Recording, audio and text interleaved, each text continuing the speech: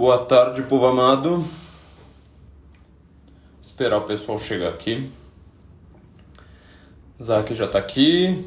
Mandar uma ceninha aqui pra ele. E logo eu não vou mais conseguir acenar pra ninguém. O Diogo Pesce tá aqui. Oh, maravilha. Eu queria comentar com vocês de uma maneira muito, reduzida, muito rápida, né? Nós tivemos uma semana maluca. Na verdade, assim, a gente tá num tempo maluco já desde 2013, né? A coisa piorou muito, principalmente no Brasil, já desde a época do impeachment da Dilma. Porém, nós temos algumas questões... meu médico daqui, o doutor Lucas Cerulli. Nós temos algumas questões no Brasil que ficaram completamente esquisitas nos últimos dias. E eu não quero fazer uma análise política, vou deixar bem claro isso para todo mundo que for pedir análise política, tracking, quem que eu acho que vai ganhar, Bolsonaro 2022, toda aquela coisa, porque não é isso que eu acho que eu posso oferecer. Esse tipo de análise política a gente já sabe muito bem, já conhece muito bem muitas fontes. Acho que cada um tem que demonstrar exatamente o que tem de melhor a oferecer em sua área. Acho que, infelizmente, quando todo mundo está falando sobre política do mesmo jeito, com as mesmas informações, a gente acaba perdendo o que nós temos de melhor, tá? Então eu queria fazer uma análise discursiva, fazer um breve apanhado. Foi uma semana extremamente difícil. Muito trabalho, vou ter que trabalhar até no domingo, né? Estarei na Revista Oeste fazendo a cobertura da apuração. Deus queira que eu não preciso chorar ao vivo, tá? E ao mesmo tempo também são muitos textos, projetos, né, que a gente está deixando aqui tudo, tentando resolver tudo correndo, né? Fazer tudo de última hora. Essa semana, inclusive, fiquei até no meio do mato, sem muita internet. Então, eu quero fazer um breve apanhado, fazer uma análise discursiva do que foi feito recentemente. Quero apenas chegar a uma conclusão política no finalzinho. Mas o meu foco aqui não é comentar o que o deputado disse, olha essa notícia, olha aquela outra. Eu quero fazer uma análise a respeito de como estão as palavras nesse último momento, nessa reta final. Para começar, vou falar uma coisa curiosa sobre o que a gente tem a agradecer, que nós temos de bom, que nós temos de ruim aqui. E uma coisa boa que nós temos de agradecer de joelhos todos os dias, eu estou falando aqui entre os pares, né? Eu sei que isso vai vazar, mas também está vazando já na sexta-feira, então não dá tempo de emendar, por isso que eu estou podendo falar isso hoje. É o seguinte, todo dia, sabe, quem foi eleitor do Bolsonaro, pelo amor de Deus, eu termino essa live, vá diante de um crucifixo, se ajoelha e agradeça de joelhos pelo PT ter o senhor André Janones como coordenador de campanha. Mas agradeça, assim, sabe? A gente deve muito ao André Janones por tudo que ele tem feito para nós. É claríssimo que ele parece que é um infiltrado. É impressionante a quantidade de erros que este cidadão comete. A minha leitura do que ocorreu com a entrada do Janones nessa disputa, eu nunca tinha ouvido falar desse cidadão. E o que ele faz é um tipo de comportamento que a gente pode chamar de histérico. Tá? Histérico, você tem que entender que é o sentido clínico de histérico mesmo, né? Ou seja, ele não tem uma gradação. Entendeu? Ele não é capaz de criar um storytelling. Você não vê quantas pessoas estão querendo vender um produto aí na internet, você quer, arrancar R$10 aí da mão de alguém. O que você mais está vendo? O pessoal está falando, eu quero fazer copywriting, quero aprender a fazer storytelling, não sei mais o que. O storytelling é o que um vendedor de alpargatas, tá? Um vendedor de... Na hora que você está andando no shopping, ou melhor ainda, na hora que você está andando no Brás, numa feira livre, todo cara ali está fazendo storytelling. de uma maneira extremamente resumida, que é um storytelling tweet. Se você quiser aprender storytelling, né, o Isaac Pellegrini acabou de me perguntar isso, né, o que eu acho que se eu conheço um bom curso de storytelling, acho que a única coisa que eu poderia dizer é falar assim, vai conversar com um feirante. Feirante faz um storytelling sensacional, porque ele é extremamente rápido, ele sabe que ele tem segundos ali para te cativar, só que ele está sempre falando uma coisa que é para te cativar, na verdade assim, para você prestar atenção nele, para então ele te cativar e falar assim, agora eu vou te mover para ação. Isso é coisa básica, qualquer curso de marketing vai te ensinar isso. O que você faz no lojista, chega lá, olha, veja bem, vem almoçar aqui, sabe? Você está passando no meio do centro da cidade, sempre acontece isso. Vem aqui almoçar aqui, hoje nós temos um frango com farofa, o ambiente é legal, o preço é barato. Isso é storytelling, quer dizer, você tem uma narrativa, ainda que extremamente rápida ali, em uma frase e meia, para que você mova uma pessoa para uma ação. Quando você tem um discurso histérico, você faz exatamente o contrário. Algum histérico já te convenceu de alguma coisa? Para pensar nisso. Aquela pessoa raivosa, sabe? Aquela pessoa extremamente revoltada, brava. Sabe? Sua mãe te convence porque ela está com o chinelo na mão. Porque ela vai te meter a chinelada na bunda. Agora, o senhor André Janones, ele não está nessa situação. Então, imagina assim, quando todo mundo tem uma parente perdida, sabe? Imagina aquela veinha lá que semi-analfabeta da sua família, que não sabe de nada do que está acontecendo. Pense em qualquer um, todo mundo tem uma pessoa dessa na família, vira lá para ela e fala assim, olha, você viu que o Bolsonaro está sendo acusado de canibalismo? Você viu que o Bolsonaro está sendo acusado de pedofilia? Você viu que o Bolsonaro está sendo acusado de trazer o Collor? Pega tudo que o Janones fez nesta campanha, explique para ela e me diga rapidamente qual vai ser a primeira palavra que ela vai te responder. A primeira, assim, tipo, você fala uma coisa dessa para ela, não precisa ser mulher, tá? Com homem, com gente, sabe? Tipo, o cara do semiárido, boia fria, teu tio que não liga muito pra política, etc. O que vai acontecer? A pessoa imediatamente vai falar, mas que baixaria. Quer dizer, é uma coisa baixa, entendeu? É uma coisa vulgar. Isso aí teve um convencimento? Teve um trabalho, começo, desenvolvimento, gradação, chega no clímax e tem uma conclusão? Não, Janones nunca conseguiu fazer uma coisa como essa. Nenhuma vez, sabe? Ele é uma pessoa que tem um discurso já só conclusivo. Canibal, olha só, ele falou do índio, canibal. Olha, ele falou, como saiu na capa, acho que da Isto É, se eu não me engano, nessa semana, né? Pintou o clima, não sei mais o que. Esse é o tipo de discurso que, usando um elemento de análise mesmo, de análise textual, como se faz tanto na linguística, quanto no estudo retórico, quanto em uma crítica literária, quanto o marketing deve fazer, que é mais ou menos como o vendedor lá na hora que você está passando no shopping, na hora que você está lá na frente do restaurante, alguém te agarra pelo braço e começa a gritar, meu restaurante é melhor, você tem que entrar aqui. É um discurso raivoso. Você se convence de entrar nesse restaurante? É dificílimo você não ter nojo daquilo ali. Então o discurso do Janones, um discurso que ele está adotando para as redes sociais da campanha do Lula, é um dos discursos mais burros que eu já vi.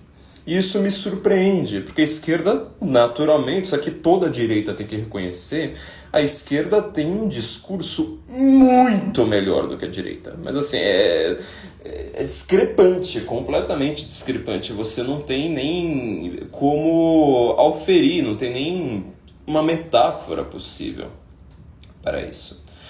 Porque eles têm a Rede Globo, eles têm mais de 90% dos cursos universitários, todo discurso fácil de esquerda. Vá no curso de engenharia da USP, vai achando que o pessoal de exata se livra disso, mas o curso de engenharia está dominado pelo PSOL.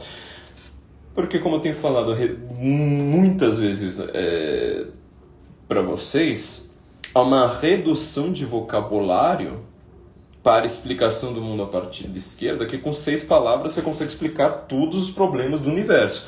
Racismo, homofobia, machismo, patriarcado, pronto. Você explicou a guerra na Ucrânia, você explicou a fome na África, você explicou a questão do Oriente Médio, entendeu? Eles fazem isso. Exatamente isso. Então, por conta disso, o discurso da esquerda cola. E como que os caras que têm simplesmente o domínio completo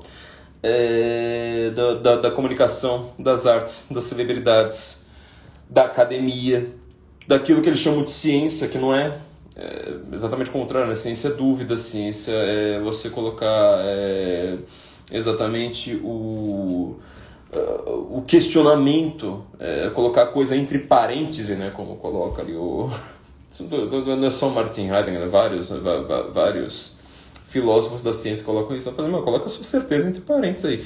Isso é ciência. Então eles têm domínio daquilo ali tudo, de todo institucional. Como é que eles colocaram um cara que é o cara que menos sabe se comunicar no continente? A meu ver, seria mais ou menos como o Jair Bolsonaro ter colocado um Weintraub na comunicação do governo. Na comunicação de campanha, aliás. Que é muito pior, né? Uma coisa muito mais séria. E uma coisa que depende 102% da comunicação.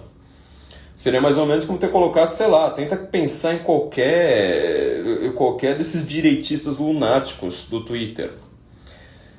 Que não tem gradação nenhuma. Que fica lá, SOS, FFA, sabe, o dia inteiro. É mais ou menos isso. A meu ver, a esquerda ela não teve um domínio sobre redes sociais. Porque a rede social, ela depende de um discurso muito específico, tá? Que é um discurso seguinte, você tem que causar um impacto rápido e você tem de forçar aquela mensagem, aquele conteúdo que você deixou a ser replicado. Você pode reparar que todas as redes sociais digitais que existiam no mundo antes do Facebook, todas elas foram pro buraco, né? MySpace, Orkut, não sei mais o que. E elas não tinham causado uma revolução no discurso, na ideologia, no pensamento, de uma maneira global ainda por cima, como foi com o Facebook e com o Twitter.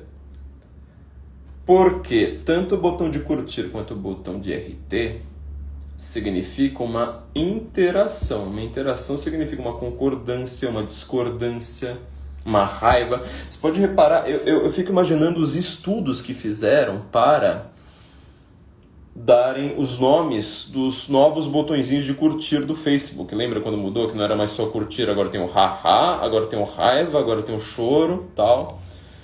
Cara, mas assim, devem ter chamado os melhores psicólogos do mundo.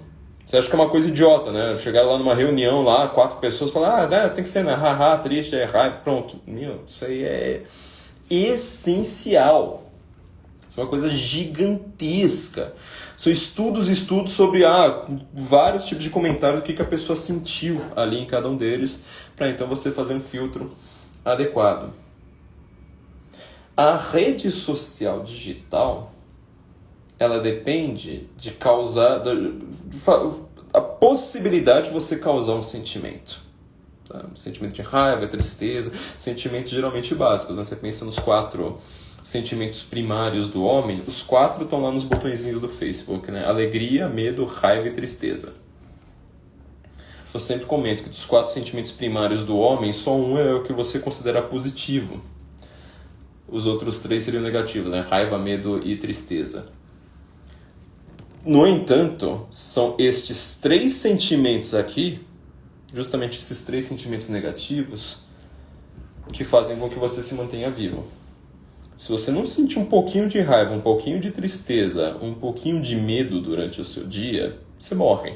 É praticamente impossível.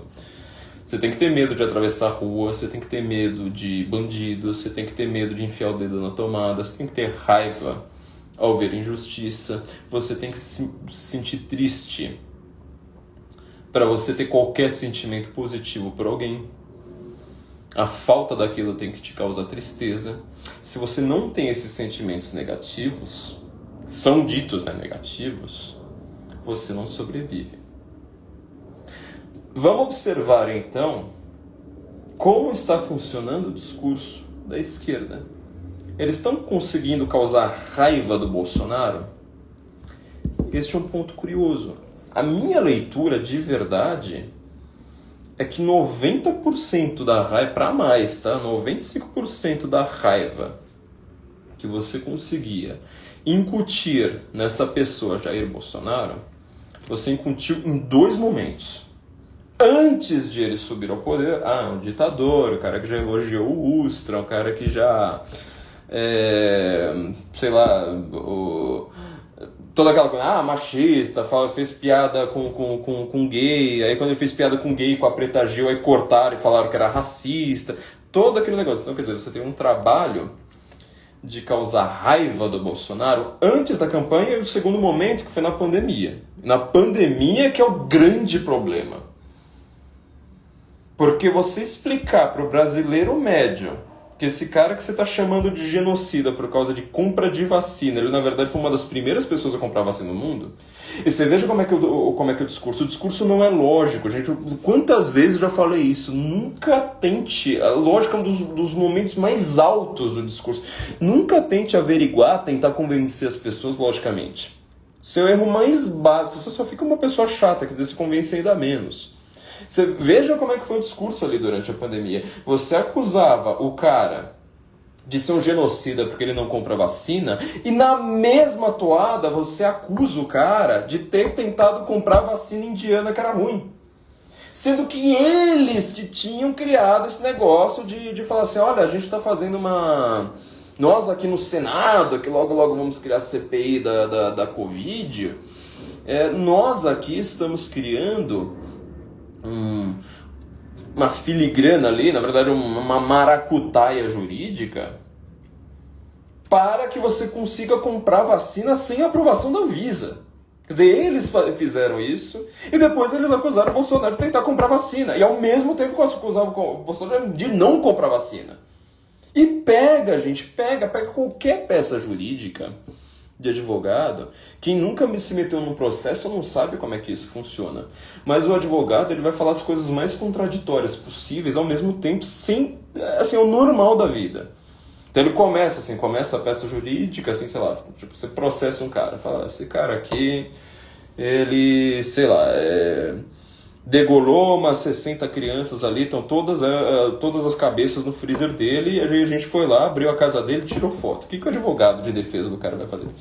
Olha, esta peça aqui, não, ela é inválida porque o meu cliente se chama Atanásio e você escreveu Atanásio sem acento. Então tá completamente, já bloqueia de cara. Então ele já quer bloquear a peça. Então, primeiro ponto. Aí depois, olha, veja bem, este freezer aí que acharam 60 cabeças das crianças, apesar de estar na casa do meu cliente, ele na verdade era do amigo, então na verdade não tem nada a ver.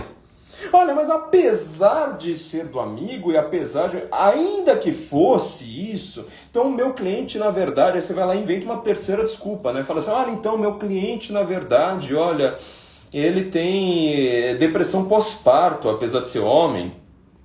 Então, tudo isso aí você tem que, na verdade, tratar como simplesmente um surto de tristeza. Ele, na verdade, é uma pessoa super calma, dócil, faz o L, etc.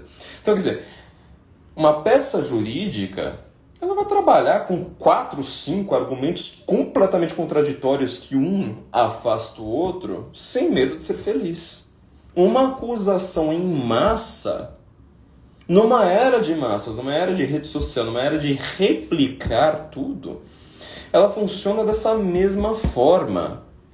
O tipo de ataque que é feito ao Bolsonaro, ele é um ataque completamente contraditório. Um ataque que um cara faça, o ataque que o cara faz, mesmo o cara faça 5 minutos depois, um exclui o outro. Ele não tem medo disso. Ele não se preocupa e funciona.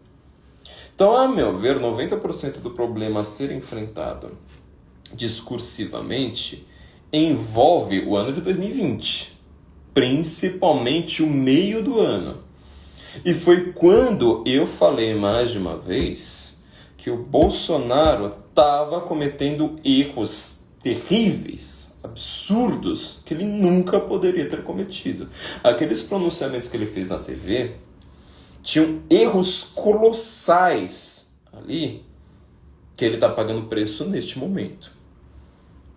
Por exemplo, quando você faz uma referência ao Drauzio Varela, você vai lá e fala assim, como disse o médico da Globo, olha, isso é só uma gripezinha, e você vai lá e concorda com esta frase, você dificilmente vai poder, uma questão básica, criticar esta frase depois. E você não faz uma referência sem citar o nome do cara, assumindo aquela posição para você mesmo, e depois querer criticar esta posição em público. Então o erro do Bolsonaro foi gigante, quer dizer, ele está até agora. Qual foi o único momento que o Lula conseguiu falar sobre esse negócio de pandemia e parecer estar minimamente, sei lá, um pouquinho mais correto? Falando que, você negou. Eles criticam a piada do jacaré. Eles falam exatamente isso, né? Você falou que vacina transformava em jacaré. Quantas pessoas vocês viram nas redes sociais, nos seus parentes, entre os seus parentes e amigos, que estavam explicando naquela época que você não virava jacaré? Este é realmente uma coisa bizarra, uma das coisas mais bizarras que aconteceu na história deste país. Pessoas falam, olha, na verdade eu tomei, não virei jacaré, uau, caramba. Por quê? O nível de inteligência da população é cada vez mais baixo. Você precisa lidar com este fator. Não adianta você ignorar, sabe? Falar, não, tá bom, vou tratar todo mundo como se fosse Shakespeare. Nunca vai funcionar. Segundo ponto. Uma piadinha como essa é uma piadinha para já convencidos.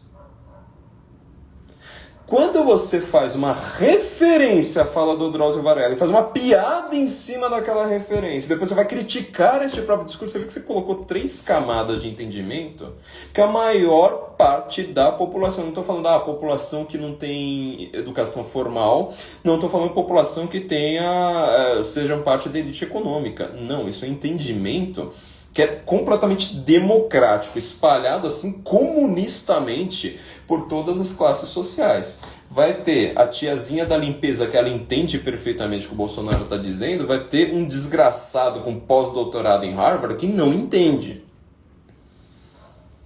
Entendimento de discurso, sério, é uma coisa extremamente complicada. Quem está vendo minhas aulas na formação sobre linguística percebe que assim, tem coisas que até hoje assim, a gente olha, fica lá estudando o texto e fala, nossa, tinha uma coisa aqui que a gente não tinha percebido. Pega texto de crítica literária, falando sobre Shakespeare, falando sobre Homero, falando sobre Dante Alighieri, textos ali às vezes com mais de 1000 anos. Você está até hoje descobrindo coisas daquele negócio. O que o Olavo de Carvalho fez com Aristóteles em Nova Perspectiva? Pegou um texto de 2400 anos e falou assim, olha, acho que ninguém tinha percebido esse negócio aqui. E todo mundo agora, quem leu o texto, lá, os professores universitários que leem o texto, concordam, falam exatamente isso. Falam assim, nossa, realmente, o texto tem aqui 2400 anos e parece que só o Olavo percebeu um negócio aqui. Então, o texto, um discurso, ele é multifacetado. O Bolsonaro, ele colocou 3 camadas aqui, que você precisava seguir o fio certinho, uma por uma, entender cada uma das jogadas ali que ele fez, para na hora que chegar nesse negócio de fazer piada, de falar assim, mas na verdade eu estou defendendo a liberdade de você tomar vacina, etc, etc. Olha que legal, eu tô trabalhando para vocês. Bom, tudo isso com 3 camadas em cima. Veja se o PT faz uma coisa como essa. Veja se o Lula, que tem um discurso muito inteligente, tá? É um discurso simplório, não nego. Mas assim, essas coisas simplórias também tem que tomar cuidado. Não vá achar que porque é simplório, simplão, é burro. Veja se você conseguiu criar o símbolo da Nike com Just Do It embaixo. vai ver o inferno que é você criar aquilo. Já viu o inferno, que é o logo da Apple? Você fala, é uma maçãzinha cortada. Procura aí no Google depois, né? The Science Behind the Apple Logo, pra você ver. Uma coisa simples. Só que, cara, pra você chegar nessa simplicidade, é o caos na Terra. Então nós estamos tendo dois tipos de discurso aqui que eles são água e vinho. O discurso do Bolsonaro, ele foi se jogando demais, principalmente depois de 2020, a um problema que deveria ser global e foi transformado em problema nacional. Ou seja, olha só, o genocida matou 600 mil pessoas durante a pandemia, por conta de vacina, por conta de não sei mais o que. Veja, matéria de mortes a cada 100 mil, você dificilmente conseguiu ver algum padrão. Quando você vê algum padrão, você vê que países que tinham uma população muito maior, eles tinham naturalmente um número de mortes por milhares também muito maior. A exceção foi a China, que a gente não sabe quais são os dados. Não sei se você acredita nos dados do Partido Comunista. Agora, países como Estados Unidos, países como o Brasil, que são muito grandes e que têm uma população espalhada por uma geografia que não se comunica, o cara lá do Amazonas, você está calculando com a mesma coisa com o cara do Nordeste, com o cara lá do Tocantins, com o cara de São Paulo, com o cara do Rio Grande do Sul, com o cara lá nas serras catarinenses nevando. Assim, não é só clima, temperatura, não, você está falando sobre realidades sociais completamente distintas. E aí você vai lá, aponta e fala assim, é por culpa do Bolsonaro. Tá, mas por mortes por 100 mil? Você não está muito diferente da Suíça, cacete. Quando eu estava analisando isso aí, eu estava analisando dia após dia. O Brasil ficava trocando de posição justamente com a porra da Suíça. Se você está sendo comparado à Suíça, meu amigo, você ganhou na vida. Você é o cara mais sortudo do mundo, entendeu? Porque a Suíça, às vezes, dá a impressão que é o lugar para onde as pessoas boas vão depois que morrem. E foi exatamente com este número comparável à Suíça que a esquerda fez um rebu danado.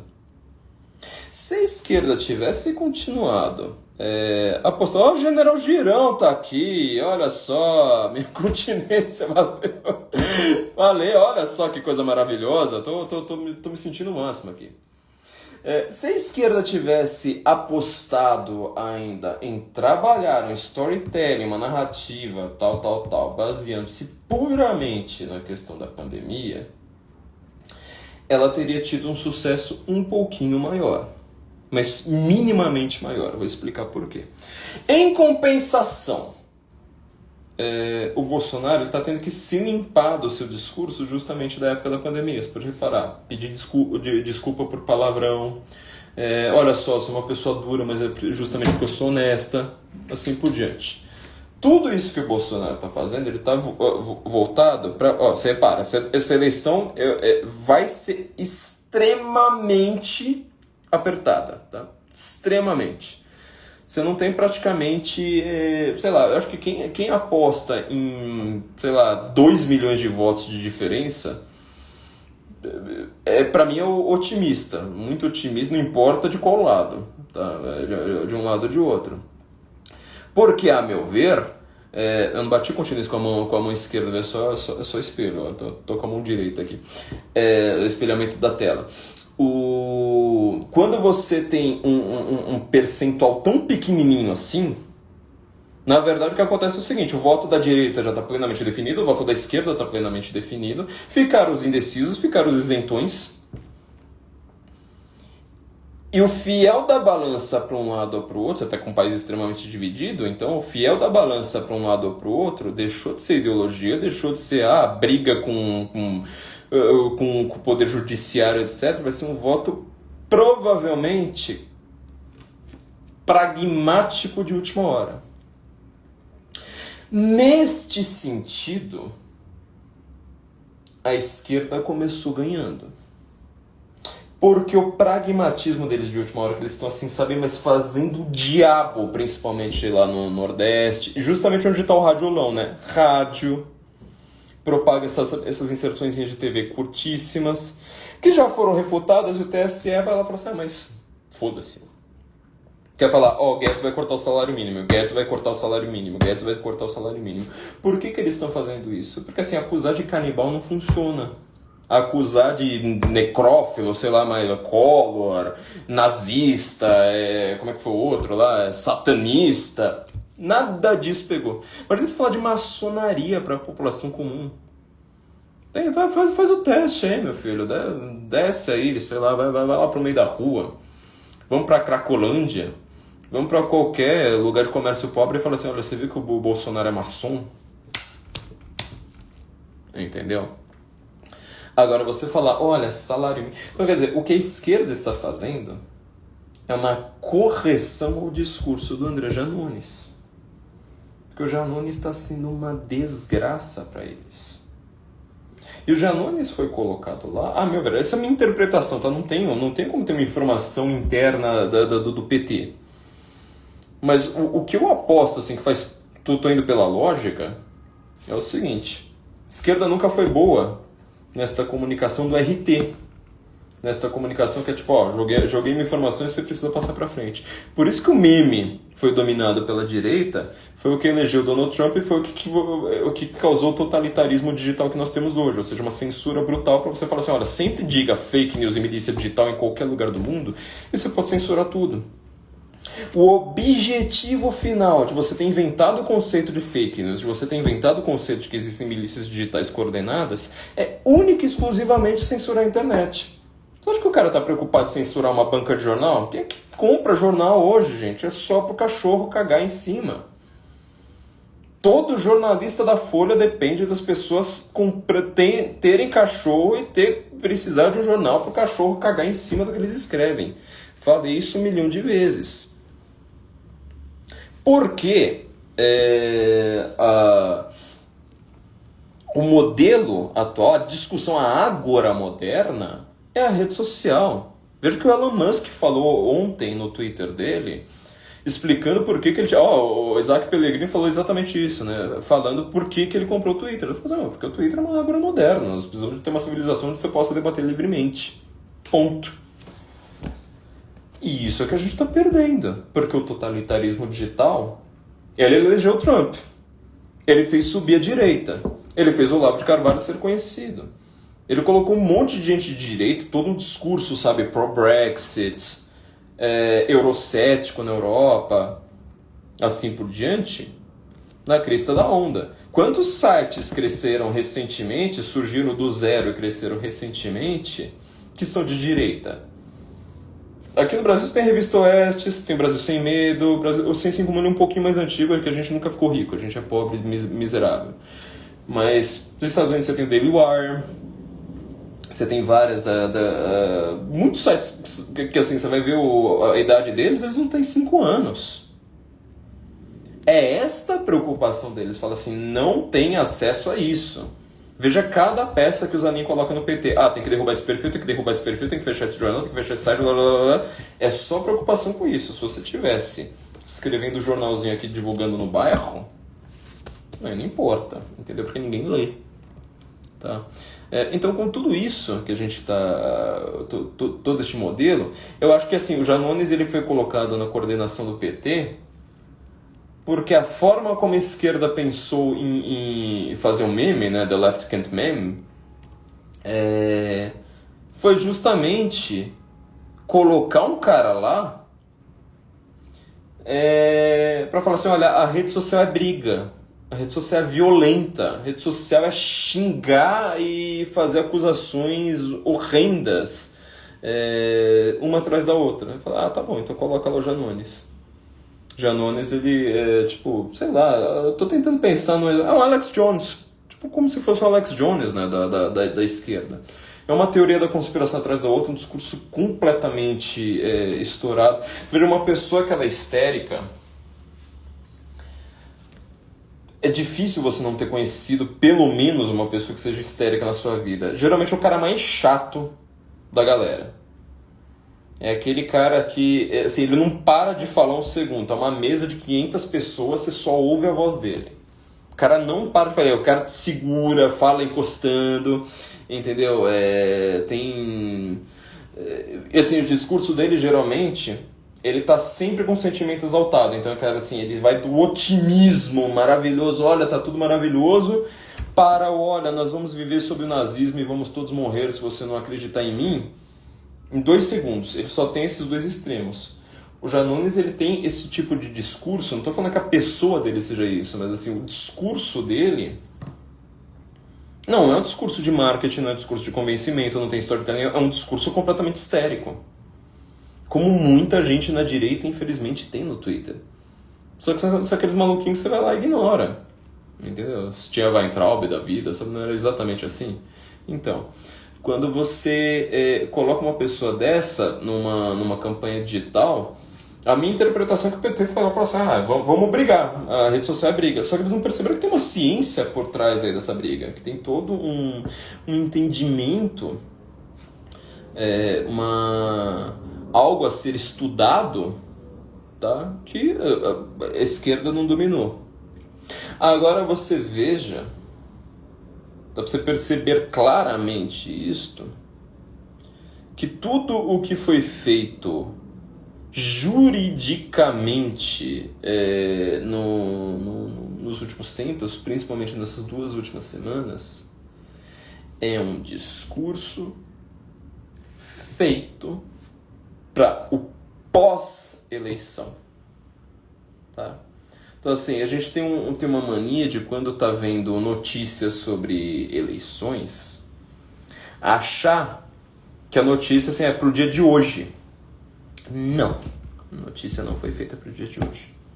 A mesma coisa que foi feita com Donald Trump nos Estados Unidos, a mesma coisa que está sendo feita já tinha sido feita com o Bolsonaro, foi um festival de notícias e notícias e notícias, usando um vocabulário. Eu falei isso na formação Senso em Comum, acho que foi na penúltima aula, se não me engano, ou na antepenúltima aula, sobre linguística, no ciclo que a gente está fazendo sobre linguística lá dentro.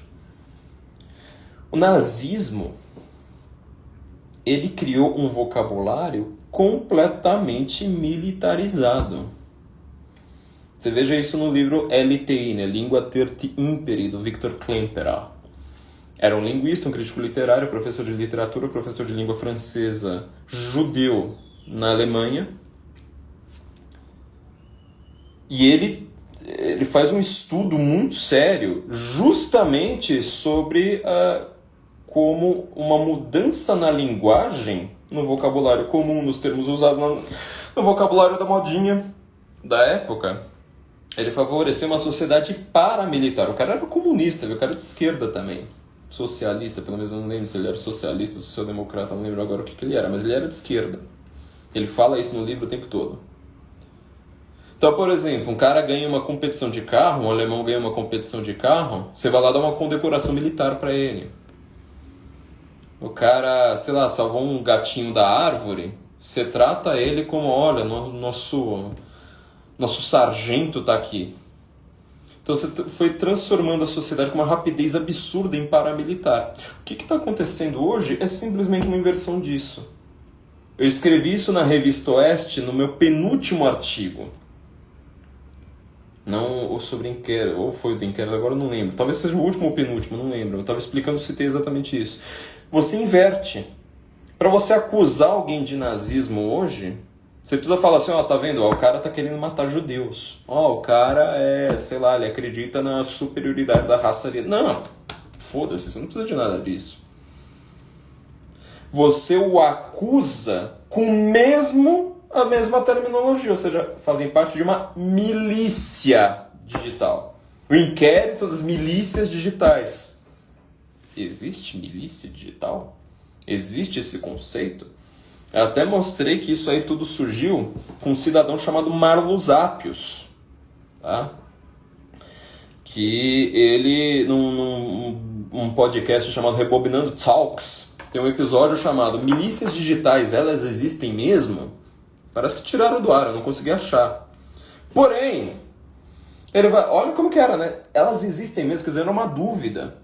E o argumento do Appius para dizer que existia, ele falou assim, não, então, né, eu vi uma pessoa lá me xingando, Aí alguém dava RT nela. Aí eu ia ver o perfil da pessoa que tinha dado RT.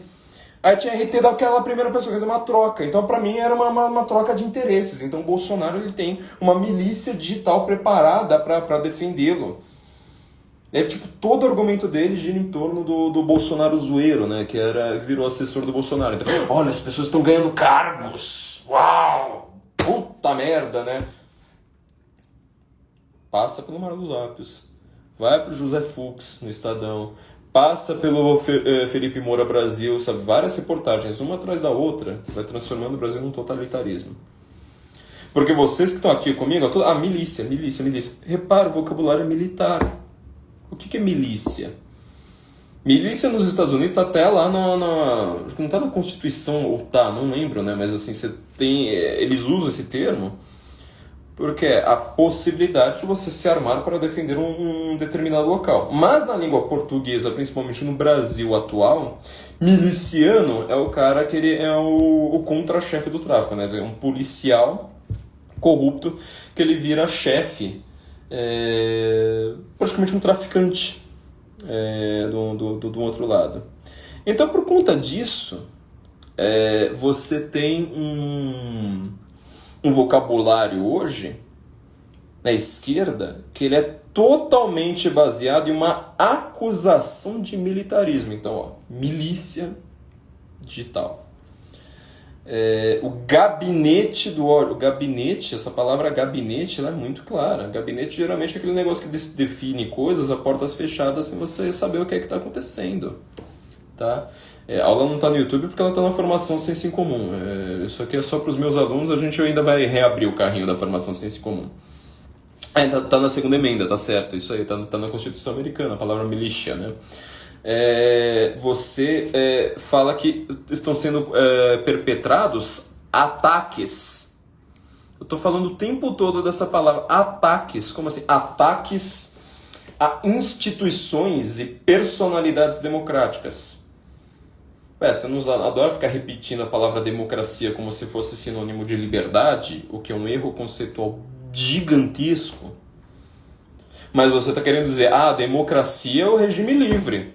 Não é uma ditadura. Ou seja, se não é uma ditadura, significa que você pode xingar o presidente, você pode xingar um juiz, você pode xingar um deputado. Não é exatamente isso? Na hora que você faz isso, ataques a uma instituição democrática. Meu Deus do céu. Chamaram um deputado, um senador de bobão.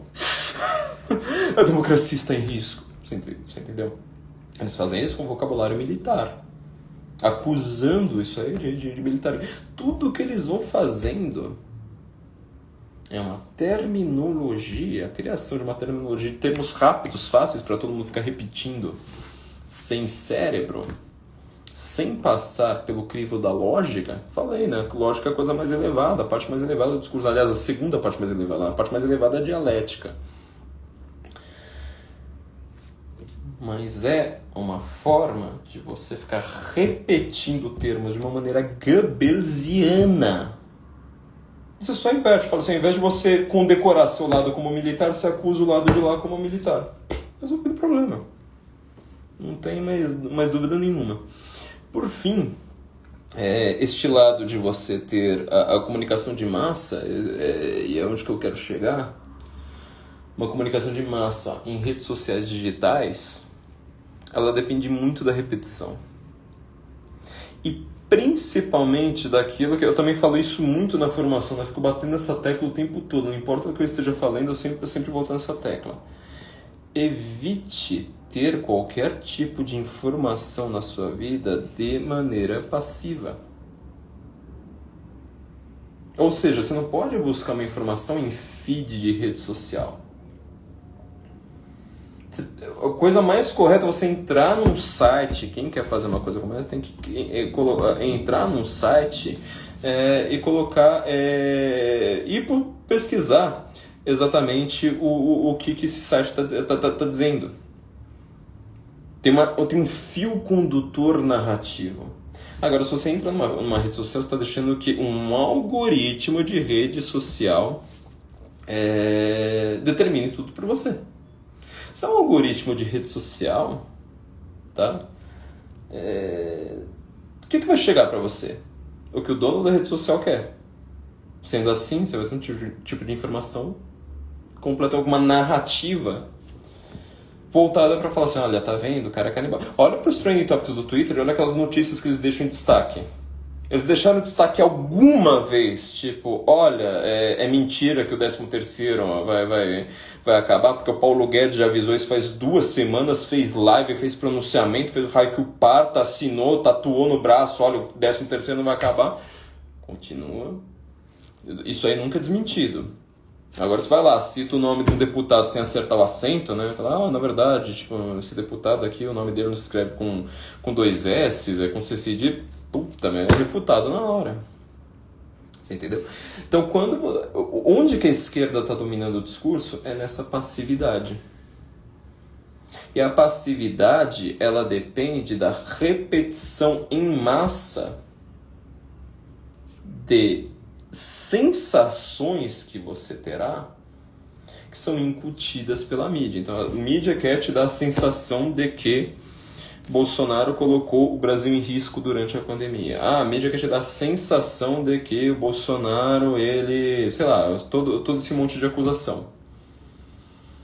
O sentimento que você tem, aí volta aquilo que eu estava falando sobre sentimentos primários ali. O sentimento que você tem, aí ele vira de raiva. Aí sim é onde que eles dominam.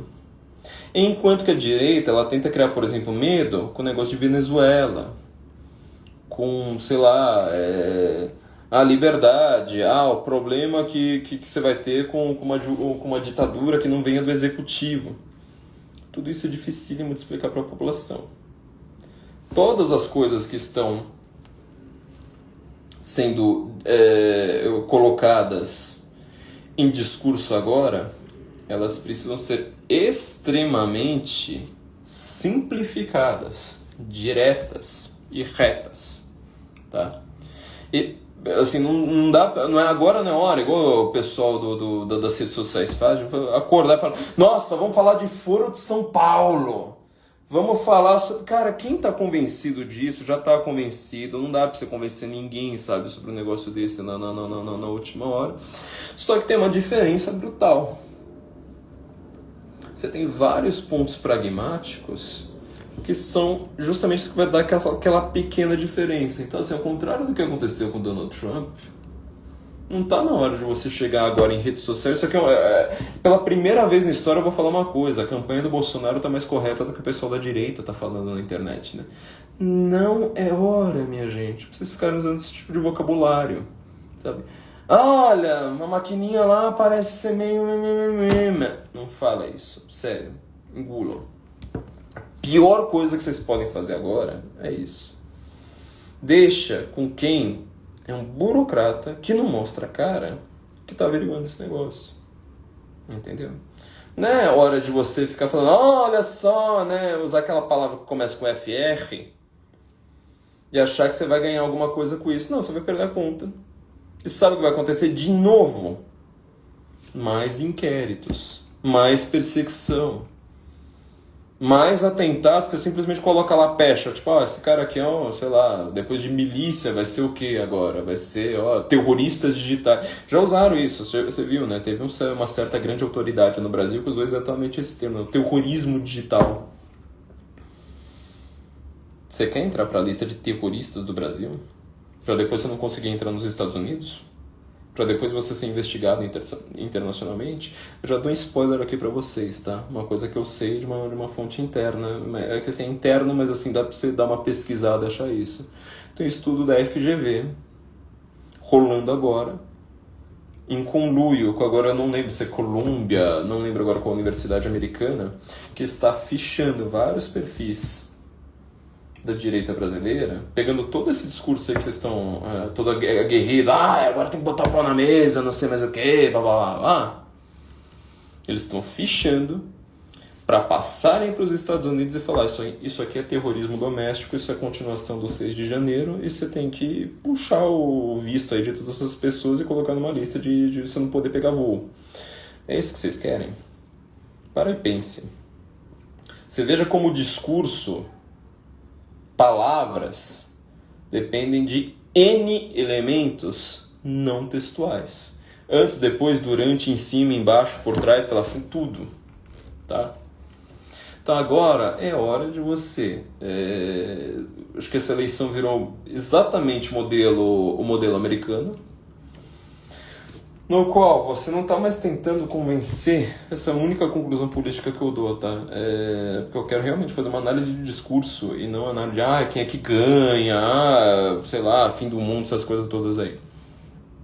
A única coisa que eu digo é que, numericamente, os votos de direita e de esquerda, eles estão consolidados há muito tempo, gente. Tem alguma dúvida disso? Tipo, se você convenceu alguém, tipo, nossa, o cara era PSOL, eu conversei com ele ali por meia hora no bar e agora é bolsominion. Não existe, gente. É a coisa mais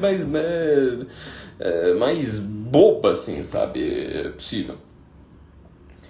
O que depende agora é justamente de um pragmatismo de última hora. Você explicar essa questão de salário. É você explicar a questão de, sei lá, de pegar todas as mentiras colocadas pela esquerda e começar a fichar. Tem alguém que está fichando isso? Os caras ficharam a gente para cima e para baixo, viu? Associaram a gente com coisa que a gente discorda, sabe? A coisa que eu mais tenho raiva, por exemplo, de um desses fichamentos que saiu na mídia a meu respeito, é que os caras falaram que eu fazia parte de um gabinete com Nando Moura. Pelo amor de Deus, sabe? Quer me xingar, sei lá, pelo menos não ofende, sabe? Então isso aí acontece e muito. E os próximos passos jurídicos, eles dependem disso. Toda narrativa jurídica, ela depende de algo anterior a ela. Você acha que a lei diz que tal, cara, mas quem vai definir o que são essas palavras, o significado de cada uma dessas palavras? São vários elementos anteriores. Exatamente o que os caras estão fazendo. Olha, na verdade, quando a gente fala em liberdade de expressão, não é liberdade de ofensa. Porra, então cada vez que você xinga o Bolsonaro de fascista, tem que colocar o cara na cadeia, porra. A liberdade... outro termo militar. Liberdade de agressão. Pô, existe agressão... Eu adoro esse termo, né? Agressão verbal. Porra, agressão verbal é o que qualquer pessoa faz durante o almoço, sabe? Agressão verbal inventaram a língua, acho que o Freud, uma das raríssimas Freud, todo cacarejo psicanalítico que eu gosto, é que ele fala que o cara que inventou o xingamento inventou a civilização, né? Antes você ia lá, tinha que se vingar no olho por olho, dente por dente, era uma briga física. O xingamento, ele diminui a carga sanguinária, entendeu? Então, por conta disso, você tem uma mudança. É como o Isaac acabou de falar, né? O significado hoje é tudo significante. Você dá o significado que você quiser. Então, eu falo assim, olha, então, né? Eu acredito na plena liberdade de expressão. Mas se você falou mal de mim, aí virou ataque. Então, né? Mas liberdade de expressão, quer dizer, você define liberdade de expressão, você tira a definição do sovaco e corre pro abraço. Vamos lá censurar todo mundo. Então, eu só dou um alerta para vocês, que todo o vocabulário que vocês estão tendo, vocês acreditam nessa máquina, e aquilo ali, aquele número tá estranho, babá, só vai servir para vocês serem presos, tá? Só vai servir para isso. O que é de grande importância é que vocês estão olhando para o domingo, achando que é a finalização de algo. Cara, esse domingo não é nem a capa do livro, que dirá o prefácio, tá? A coisa não vai começar terminando domingo. Quer saber o que eu acho mais importante do que saber quem vai vencer no domingo, de verdade? É saber se a gente vai ter CPI ou não. E principalmente com o novo Congresso. O que senador, sobre todos esses caras que foram eleitos, eles têm que fazer? Fecha o bico, meu. Faz igual o Bolsonaro tá fazendo, senão ele vai ficar igual o Trump, sabe? O Bruno Magalhães está aqui, grande Bruno. Vai fazer igual o Trump, derruba a rede social e pronto, resolvido o problema. Ficou aí falando de FR, ficou falando... Sabe? Você pode reparar, todo o noticiário, quando foi falar sobre essa última semana, estava sempre com a premissa básica de que Bolsonaro... outro no termo, né? Golpista. Bolsonaro vai dar o golpe. Agora o Bolsonaro vai dar o golpe. Porque as milícias digitais... Bolsonaro que sempre tem um discurso golpista. Porque golpe. É discurso militar, tá? É uma militarização do discurso. Você está acusando o outro lado. de ser militar. Tá? Agora, o que ele tem que fazer foi exatamente o que ele fez. Mas entrega o problema ali do radiolão antes das eleições. Não, fala assim, olha, eu tô aqui disputando pleito, normal, beleza. Fazer um pronunciamento à nação, olha, realmente, né, eu vou recorrer, acabou o problema. Tá? Já por outro lado, se você tentar porque assim, tava todo mundo lá falando que o discurso seria golpista, né? Que ele ia falar assim, agora eu vou colocar tanque na rua, etc. Foi exatamente o que não era pra... Ele fez muito bem. Vocês não podem cometer o mesmo erro, tá? Aliás, vocês não podem cometer um erro que ele não cometeu. Que agora ficar com esse discurso que, agora é hora de falar, cara, eu tô aqui inaugurando uma caixa d'água em Quixeramobim. Olha, agora é hora de, sei lá, ficar... Thomas Juliano também tá aqui, né? Agora é hora de você sentar, falar, olha que dia lindo, o céu é azul. Não vá reclamar de censura. Agora, os senadores que foram eleitos, gente, só junta material, gente, pelo amor de Deus, vai fichar tudo, pega tudo que foi feito de errado, que é anticonstitucional. Não fica postando em rede social, mas não fica avisando nada. Monta uma documentação de 30 mil páginas, se o inquérito lá original tem 10. Monta uma documentação de 50 mil páginas e fica quieto, deixa isso aí no fundo da gaveta. Só depois de empossado é que você vai fazer alguma coisa. Vamos ver como é que foi a história da censura no Brasil em 2020. Vamos investigar, porque isso é anticonstitucional. Outra coisa, gente, fica aí falando impeachment o dia inteiro. Pior coisa que pode acontecer pra gente neste momento é isso. Você vê que você pode chegar numa coisa bem mais grandiosa. Se você pegar todo o fio condutor, é muito melhor que... de novo a cabeça da cobra, na tese da cabeça da cobra do Olavo. Você tira uma pessoa, tá bom, você vai colocar outra. Mas imagine, por exemplo, o Lula eleito vocês com esse discurso. Tá bom, impeachment.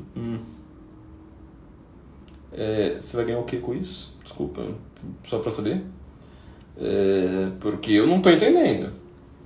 Eu acho que faz neste momento, com o Senado eleito de uma maneira, sabe, completamente... sei lá, pelo menos assim, que faz um contrabalanceamento ao que aconteceu no Senado nesses últimos 4 anos. Eu não estou dizendo, ele agora foi para a direita. Não. Tendo um grande... sei lá, um grande centrão ali que ainda manda, E pior, os caras de esquerda que entrar são casca grossa também. Não vai achando que essa briga é fácil, não. Quer dizer, tô falando, esse domingo não é nem o começo da briga. O problema de vocês, problema nosso, não importando quem entra, ele nem começou ainda.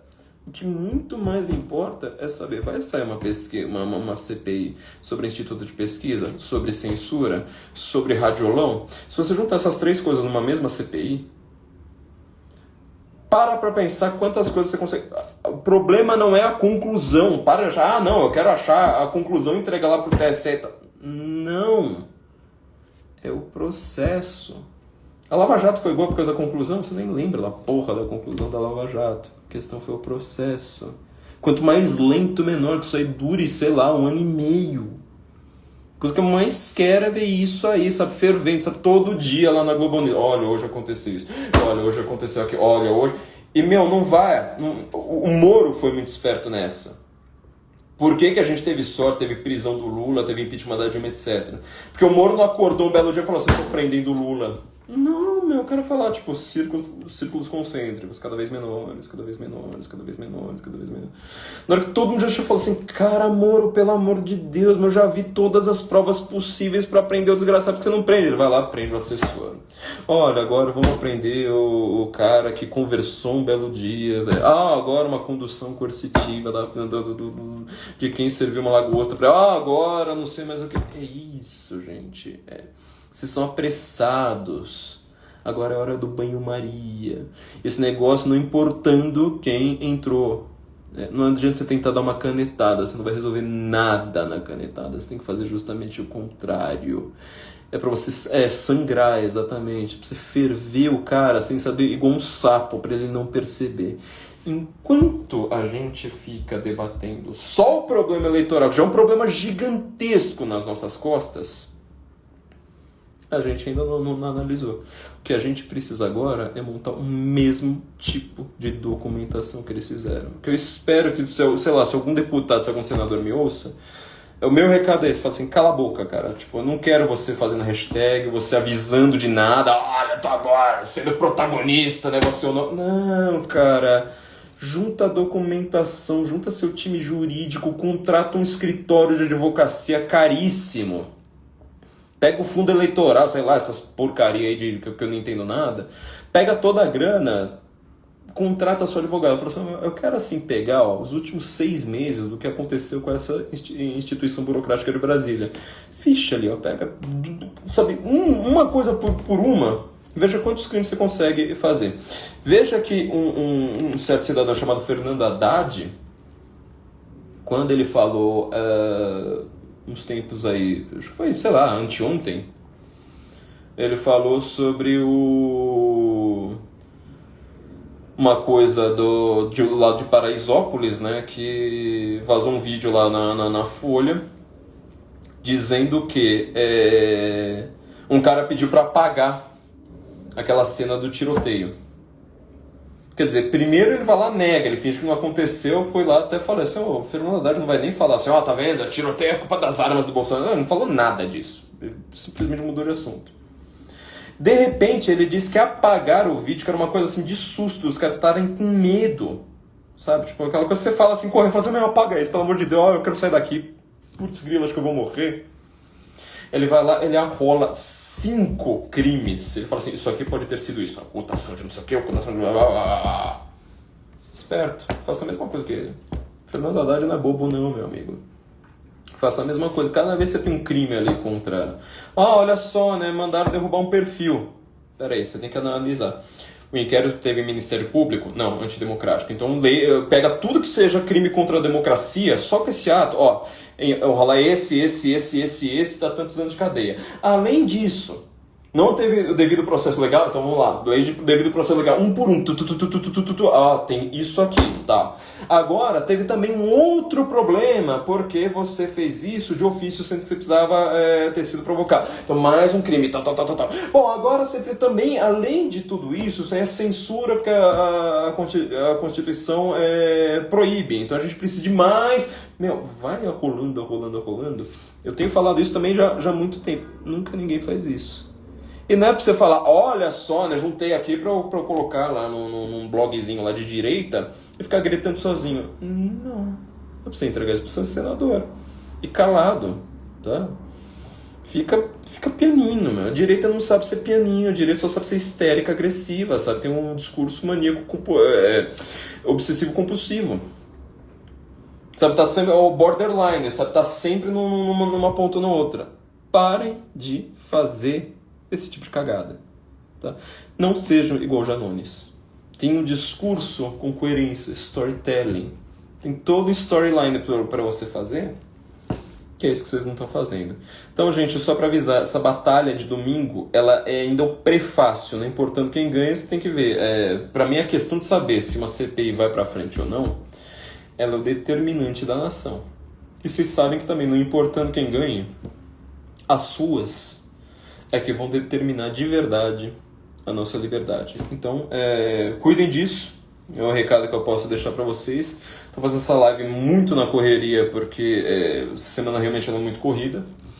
E como eu falei, se foque nisso que eu estou falando sobre discurso, tá? Porque o que a gente tem de análise política, sabe? Estão lá falando, nossa, quem é que vai ganhar? Olha isso, não sei mais o quê. Cara, a gente não sabe. Uma chuva, esse domingo vai ser chuvoso em boa parte dos estados que votam no Bolsonaro, vai ser terrível. Enquanto que o Nordeste vai ter sol, só vai ter chuva no sul da Bahia. Tá? A questão agora, tem uma eleição igual ao modelo americano, para tentar convencer, simplesmente falar assim, sai de casa, sabe? Não vai ter... não deixa ter uma abstenção de 30%. Chama a nossa turma aqui e fala, vai votar, seu desgraçado.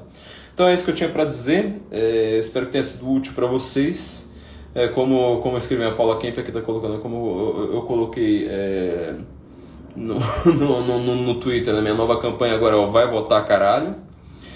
E é isso, gente. Espero que a gente tenha boas notícias no domingo, mas não vai ser no domingo, não importando o que aconteça, que vai ser definido se nós teremos liberdade ou não. Então, boa tarde aí para vocês. Espero que também tenham um bom debate hoje e que a gente tenha boas notícias então no domingo. Muito obrigado a todos e Guten Abend, Brasília.